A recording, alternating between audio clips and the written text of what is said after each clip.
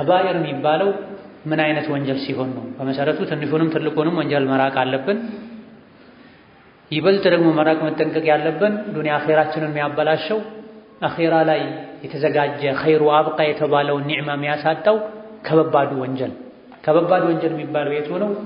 ሙጂባቱል ሁዱዲ ዱንያ ላይ ቅጣት ያለበት ይሄን ያደረገ በዚህ መልኩ ይቀጣ የተባለለት ወንጀል ሁሉ ከባድ ወንጀል ነው ተብሏል። በዚህም ነው አልضحاك ታላቁ ታቢዒ የጅተኒቡነ ከባኢረ አልኢስም የሚለውን አስመልክተው ሲናገሩ هي ما أوعد الله عليه حدا في الدنيا أو عذابا في الآخرة ከባድ ወንጀል ማለት እሱን የሰራ የአኺራ ኒዕማ በተሟላ መልኩ አይደርሰውም የሚያስብለው ዱንያ ላይ ይሄን ያደረገ በዚህ መልኩ ይቀጣ የተባለለት ወንጀል ነው። ለምሳሌ ዝሙት አግብቶ ዝሙት የሰራ ይገደል፣ ሳያገባ የሰራ ይወገር ይገረፍ ተብሏል። አሊያ ደግሞ በአኺራ ይሄን የሰራ እንዲህ አይነት ቅጣት አለለት የተባለ ሁሉ ከባድ ወንጀል ነው። አሊያ ደግሞ ከዓሊ ብን አቢ ጠልሓ እንደተነገረው ኩሉ ዘንቢን ኸተመሁ ላሁ ቢናሪን አው ገضብን አው ለዕነትን አው ዐዛባ ማንኛውም ይሄን ወንጀል እየተዳፈረ አላህ ይርገመው፣ ይሄን ወንጀል የሰራ ሰው አላህ ተቆጥቶታል፣ ይሄን ወንጀል የሰራ ሰው እሳት አለለት ቅጣት አለለት የተባለለት ወንጀል ሁሉ ከባድ ወንጀል ነው። አኺራ ላይ የተደገሰውን ቋሚ በላጭ ኒዕማን ያሳጣል። ወይም ደግሞ ከባኢር የሚባለው አውቀው ሆን ብለው የሰሩት ነው። ከከባኢር ውጭ ደግሞ ያለው ሳያውቁ የሚሰሩት ነው። ተረስቶ ተገዶ የሰሩት ከባኢር አይባልም፣ ትንሽ ወንጀል ነው። ትጸጸታለህ፣ ሁለተኛ አላደርገውም ትላለህ፣ ያልቃል። ከባድ ግን የሚባለው አውቆ ፈልጎ ተከታትሎ አቅዶ የሚሰሩት ነው። ከሱዲ ረሕመቱላሂ ዐለይህ እንደተነገረው ደግሞ ከባኢር ማለት አላህ ተባረከ ወተዓላ አትቅርቡት ብሎ የከለከለ ወንጀል በሙሉ ነው። ሰጋኢር ደግሞ የሚባለው ወደዛ የሚወስድ ወንጀል ነው።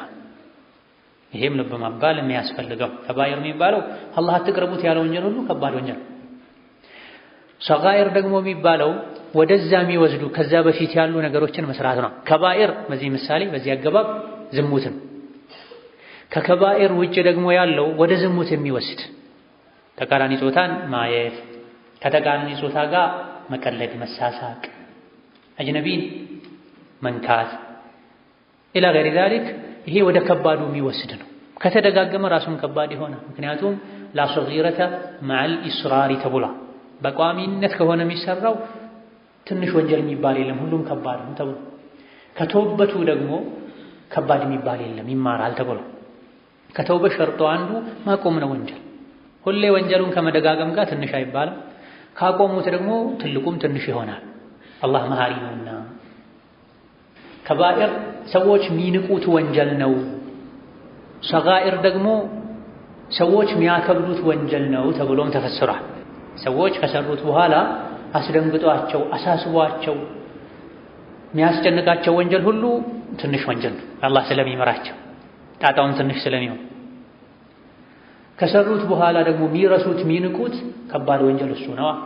አሕሷሁ ላሁ ወነሱ አላህ መዝግቦ በስርዓቱ ያስቀምጦታል፣ እነሱ ግን ረስተውታል ይላል። ይህ አይነቱ ወንጀል የቂያም ቀን የሚያጠፋቸው። ስለዚህ ከከባድ ወንጀል መለያ አንዱ ሰዎች የሚያከብዱት ወንጀል አላህ ዘንድ ቀላል፣ ሰዎች የሚንቁት ወንጀል አላህ ዘንድ ከባድ። ወንጀልን አትናቅ፣ ትንሽ ነው ብለህ አትናቅ። አላህ ዘንድ ትንንሽ ወንጀሎችን የሚመዘግባለ ተብሏል። ትልልቅ የምታያቸው ተራራዎች ከትንንሽ ጠጠርና ኮረቶች አሻዋዎች ነው ተዋቅረው የገዘፉት። ጥቃቅን የሚባሉ ወንጀሎችም እንደዛ ከብደው የቂያም ቀን ያጠፉሃል ተብሏል። ከበባድ ወንጀሎችን መራቅ ትንንሽ ወንጀሎች እንዲሰረዙልን ሰበብ ይሆናል። ኢንተጅተኒቡ ከባኢረ ማ ቱንሀውነ ዐንሁ ኑከፊር ዐንኩም ሰይአቲኩም ወኑድኺልኩም ሙድኸለን ከሪማ ይላል ቁርአን። የምትከለከሏቸው ከበባድ ወንጀሎችን ከራቃችሁ ጥቃቅኑን እንመራችኋለን፣ የክብር መግቢያም እናስገባችኋለን ጀነት ይላል። ጀነት መግባት እና መማር ሁለት ሸርጥ አለው ማለት ነው። ያ አብደላህ ወያ አመተላህ ጀነት መግባት ወንጀልን መማር ሁለት ሸርጥ አለው። አንደኛው ሸርጥ ከበባድ ወንጀልን መራቅ። ከበባድ ወንጀሎችን የራቀ ጥቃቅን ወንጀሎችን አላህ ይመራዋል። ከጥቃቅን ወንጀሎችም ይርቃል። የወንጀል ሱስ አይኖርበትም። ጥቃቅኑን መነካካት የጀመረ ወደ ከበባዱ ይሻገር። ከበባዱን የተዳፈረ ደግሞ አኺራው ይከስራል፣ ይበላሻል። ከዱንያ ጸጋ ከሁሉም አይነት ቅንጦት የአኺራው ይሻላል የተባለለትን ለማግኘት ከወንጀል መራቅ አለብህ ተብለሃል። አንደኛው ሸርጥ ከበባድ ወንጀልን መራቅ። ኢን ተጅተኒቡ ከባኢረ ማ ቱንሀውነ ዐንሁ ኑከፊር ዐንኩም ሰይአቲኩም ወኑድኺልኩም ሙድኸለን ከሪማ። ጥቃቅኑን ከበባዱን በመራቅ አላህ ይመራናል፣ ከበባዱን ደግሞ በተውበት ይመራናል። ጥቃቅን ወንጀሎችን ከበባዱን በመራቅ ይመራናል፣ ከበባዱን ደግሞ በተውበት ይመራል። ተውበት ደግሞ መስፈርት አለው። ከመስፈርቱ አንዱ ሁለተኛ ወደዛ ወንጀል አልመለስም ማለት፣ ከወንጀሉ ወዲያውኑ ታቅቦ ተቆጥቦ ወደ መልካም ስራ መቀየር። ከበባድ ወንጀሎች ከባኢረ ዙኑብ የሚባሉ በቁጥር የተገደቡ አይደሉም፣ ብዙ ናቸው። በበርካታ አስርት የሚቆጠሩ ከበባድ ወንጀሎች እስከ 700ም እንደሚደርሱ አብዱላህ ብን አባስ ተናግረዋል። አጥፊ ወንጀሎች ከበባድ ወንጀሎች 7 ብቻ አይደሉም፣ ዋና ዋናዎቹ ሊሆኑ ይችላል፣ በብዛት የሚደጋገሙ ሊሆኑ ይችላል። በጥቅሉ ከላይ እንደተገለጸው ከባድ ወንጀል ማለት ይሄን ያደረገ አላህ ይርገመው የተባለለት፣ ይሄን ያደረገ አላህ ይቆጣው ተቆጥቶታል የተባለለት፣ ይሄን ያደረገ በዱንያ እንዲህ አይነት ቅጣት ይቀጣ፣ እጁ ይቆረጥ፣ አካሉ ይገረፍ፣ ይወገር የተባለለት፣ ይሄን ያደረገ ከኔ አይደለም፣ ይሄን ያደረገ ከኛ አይደለም፣ ይሄን ካደረገ ሰው አላህና መልእክተኛው የጠሩ ናቸው የተባለለት ወንጀል ሁሉ ከባድ ወንጀል ይባላል። በወስፍ እንጂ በከም አይደለም የተገለጸው። ከባድ ወንጀል በአይነት ነው እንጂ የተነገረው በቁጥር አይደለም። ማንኛውም ወንጀል በዱንያ ቅጣት ካለው ይሄን ያደረገ በዚህ ቅጣት ከተባለ አኺራ ላይ አዳብ ካለው አላህን ያስረግማል፣ አላህን ያስቆጣል፣ ይሄን ያደረገ ከሙስሊሞች አይደለም ከተባለ ሁሉም ከባድ። እንደ ማሳያ እንደ ምሳሌ በብዛት የሚደጋገሙ የሆኑ ተብለው የተጠቀሱ የከባድ ወንጀል አይነቶች አሉ። በሐዲስ የተነገሩ የተወሰኑትን ለመጥቀስ ያክል ቡኻሪ ከአብዱላህ ብኑ ዑመር ባስተላለፉት ሐዲስ ነቢያችን ሰለላሁ ዐለይሂ ወሰለም አልከባኢሩ ከባድ ወንጀል ማለት በአላህ ማሻረክ ነው፣ ወላጆችን መበደል ነው፣ የሰው ነፍስ ማጥፋት ነው፣ የውሸት መሐላ መማል ነው። ይሄ አንድ ሐዲስ። እነዚህ ሁሉ ከበባድ ናቸው። አኺራው እንዳይበላሽበት የሚፈራ ሊርቃቸው ሊጠነቀቃቸው ይገባል። ከባድ ከመሆኑ አንፃር ደግሞ በምንም አይማርም ያለ ተውበትና ያለ ሶፍሒላህ ተባረከ ወተዓላ። በዚሁ ዘገባ ወይም በቡኻሪ ዘገባ በሌላ ሪዋያ እንደተነገረው ነብዩ ሰለላሁ ዐለይሂ ወሰለም ከባኢር ወንጀሎችን የዘረዘሩ ጋደም ብለው ነበረ እየተናገሩ ያለው። ተደግፈው ጋደም ብለው እየተናገሩ ነበር።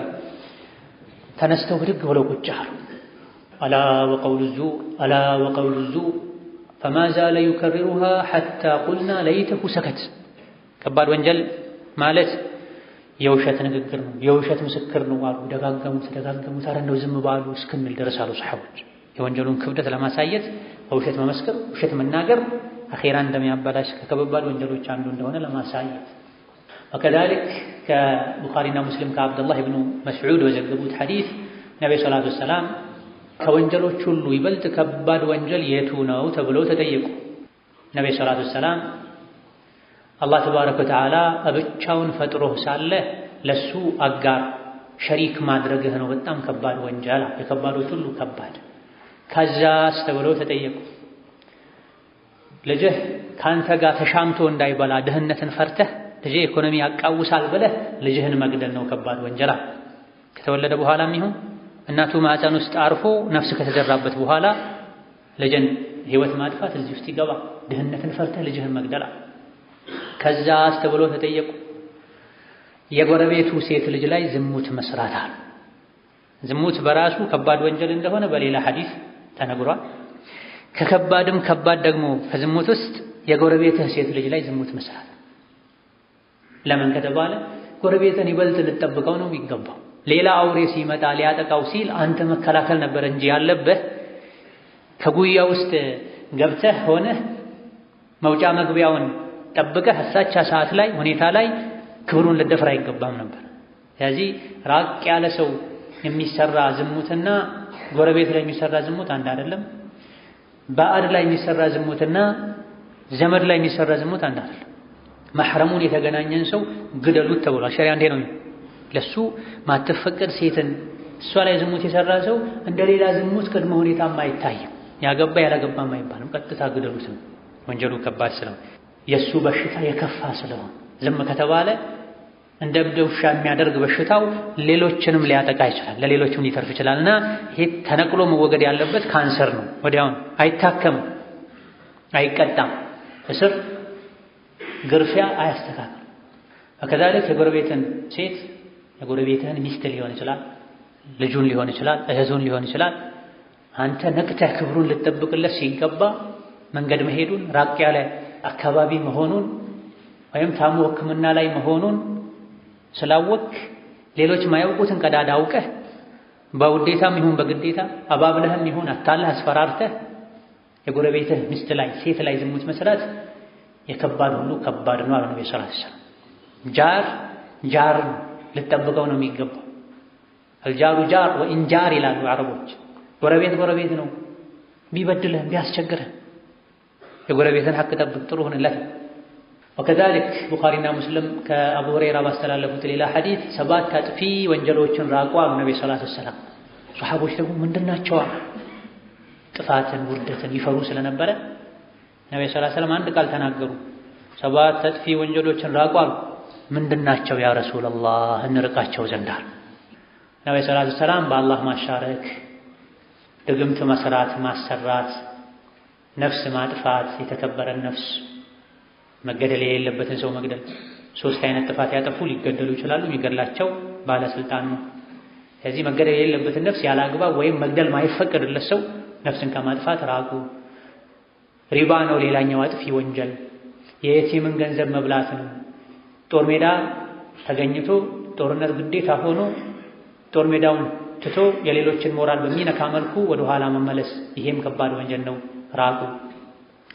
ክብራቸውን የሚጠብቁ ስለ ዝሙት አስበው ሁሉ የማያውቁ ማይታወቁ በዚህ ነገር ስማቸው ማይጠራ ሙእሚን የሆኑ የተከበሩ ሴቶችን ስማቸውን በዝሙት ከማጥፋት ክብራቸውን ከመንካት ራቁ። ይሄም ሌላ አጥፊ ወንጀል ነው። ወንድ ሲሆን ይቻላል ማለት አይደለም። ወንድንም ቢሆን ባልዋለበት ማባል በዝሙት መጠርጠር ከባድ ወንጀል ነው። ሐዲሱን በሴት ያደረጉት ስም መጥፋት ሴት ላይ ይበልጥ ጉዳት ስለሚያስከትል አንዲት ሴት ልጅ ክብሯን አርክሳለች፣ ብልግና ላይ ወድቃለች ከተባለ ስሟ ይጠፋል። ባታደርግም ማንም ለትዳር ይጠይቃል። እሷም ብቻ አይደለም የእናቷም ስም ይጠፋል፣ የአባቷም ስም ይጠፋል፣ የእህቶቿም የትዳር እድል በሩ ይዘጋል። እህቶቿም እንደሷ ናቸው ይባላል። ስለዚህ ንጹሃንን በዝሙት መወንጀል ለወንድም ለሴትም የተከለከለ ከመሆኑ ጋር ይበልጥ ደግሞ መዘዙ የከፋው የሴት ስለሆነ ሴቶችን በዝሙት ከመጠርጠር ራቁ። ይሄ አጥፊ ወንጀል ነው። ይሄን ያደረገ ሰው የሰውን ህይወት በምላሱ ሊያጠፋ ይችላል፣ ዱንያዊ ህይወትን። የእሱ አኺራ ግን በሱ ምላስ ምክንያት ይጠፋበታል። ሙእሚን ላይ የሌለበትን ነገር ያለ ሰው አላህ ጀሀነም ላይ ያስረዋል። ያለውን ነገር ትክክለኝነት እስካላረጋገጠ ድረስ ከዛ አይወጣም ብላ ያልሰረቀን ሰርቋል፣ ያላመነዘረን አመንዝሯል፣ ያልባለገን ባልጓል፣ ነፍስ ያላጠፋን አጥፍቷል ያሉ የሰውን ስም ማጥፋት ከማንም በላይ ስሙን ካጠፉት በላይ የሚጎዳው ራስ ወንድሙ ላይ የሌለበትን ያለ አላህ የቂያም ቀን የውርደት እስር ቤት ጀሀነም ውስጥ ያስረዋል። ያለውን ነገር ትክክለኝነት እስካላረጋገጠ ድረስ ከስራ አይፈታም ተብሎ ከዛልክ በሌላ እንዲሁ ቡኻሪና ሙስሊም ከአብዱላህ ብን ዐምር ባስተላለፉት ሐዲስ ነብዩ ሰለላሁ ዐለይሂ ወሰለም ከከባድ ወንጀሎች አንድ ሰው ወላጆቹን መስደቡ ነው አሉ ነብዩ ሰለላሁ ዐለይሂ ወሰለም። ተገረሙ ሰሐቦች። وهل يسب الرجل والديها وكيف يسب الرجل والديها አንድ ሰው እንዴት ነው ወላጆቹን የሚሰድብ? የአእምሮ በሽተኛ ካልሆነ በስተቀር መጅኑን ካልሆነ በስተቀር ወልደው ያሳደጉት ቆሻሻውን የጠረጉለት እንቅልፋተው ያደሩለት ከራሱ እኩል የታመሙለት ሰው ያደረጉትን ለደረሰበት ማዕረግ ያደረሱትን ወላጆቹን እንዲህ ይሰድባቸው። ሌላ ሰው ቢሰድባቸው ሁሉ ያማዋል። ይሰድባል እንዴ? አለ እንዴ እንደዚህ ነገር አለ? ነብዩ ሰለላሁ ዐለይሂ ወሰለም በቀጥታ ባይኖርም በተዘዋዋሪ አለ አሏቸው። መልስ ሲሰጧቸው ከመልስ ሰዳታቸው የሱቡ አባር ረጁሊ ፈየሱቡ አባሁ ወየሱቡ ኡመሁ። ከከባድ ወንጀል አንዱ ወላጆችን መስደብ ነው። ወላጅን ቀጥታ ባይሰድቡም ያንድን ሰው ወላጅ ሲሰድቡ ያ ወላጆቹ የተሰደቡበት ሰው ያንተን ወላጅ ይሰድባል። ባትሰድብም ለመሰደባቸው ሰበብ ሆነሃልና ከዚህ ተጠንቀቃል ነብዩ ሰለላሁ ዐለይሂ ወሰለም።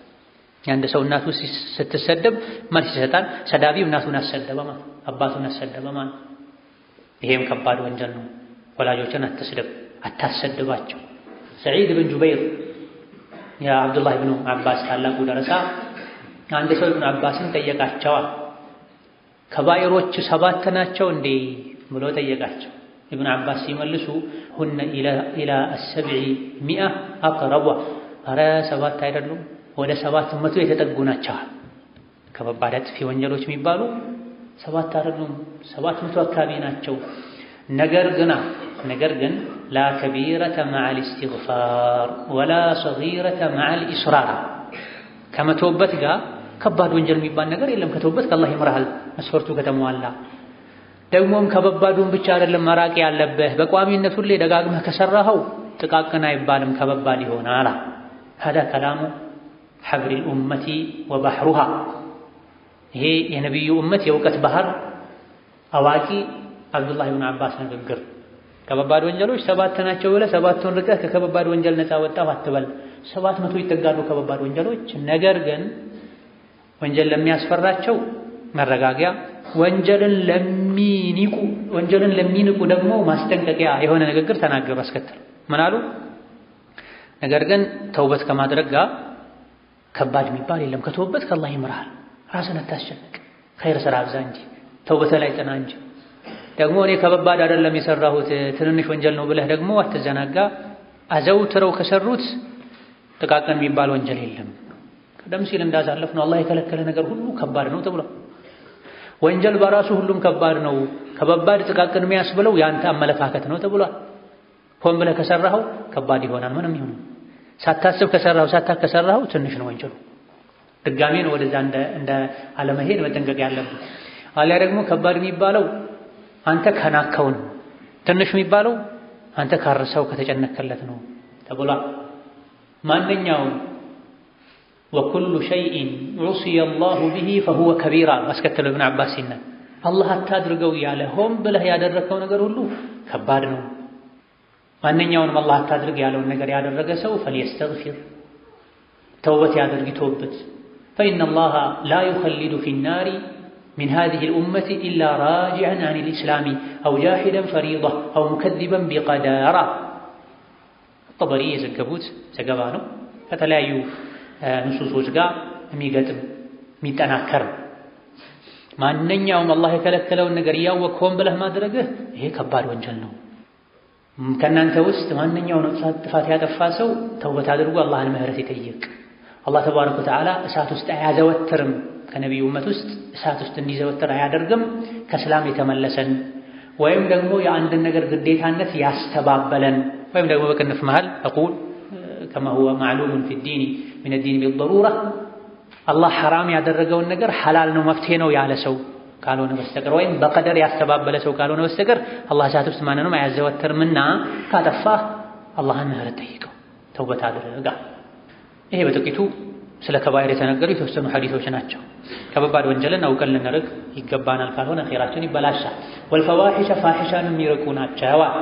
ፋሒሻ ማለት በጥቅሉ ጸያፍ ወንጀል ማለት ነው። ሁሉም ወንጀል ጸያፍ፣ ይበልጥ ደግሞ ጸያፍ የሚባሉ የሚዘገንኑ ወንጀሎች አሉ፣ እንደ ዝሙት ያሉ፣ እነሱን ራቅ ማለት ነው። ሁሉም ወንጀል ፈዋሒሽ ነው።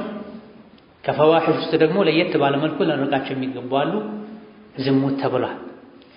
አሊያ ደግሞ አስጸያፊነቱ ይበልጥ የሰው ልጆች አእምሮ በሰው ልጆች አእምሮ የሚታወቅ ማህበረሰብህ አብዝቶ የሚቃወመው ማለት ሌላውን ተው ለማለት አለ። ይበልጥ ደግሞ ይሄን ተጠንቀቅ ማለት መዘዙ የከፋ ነው።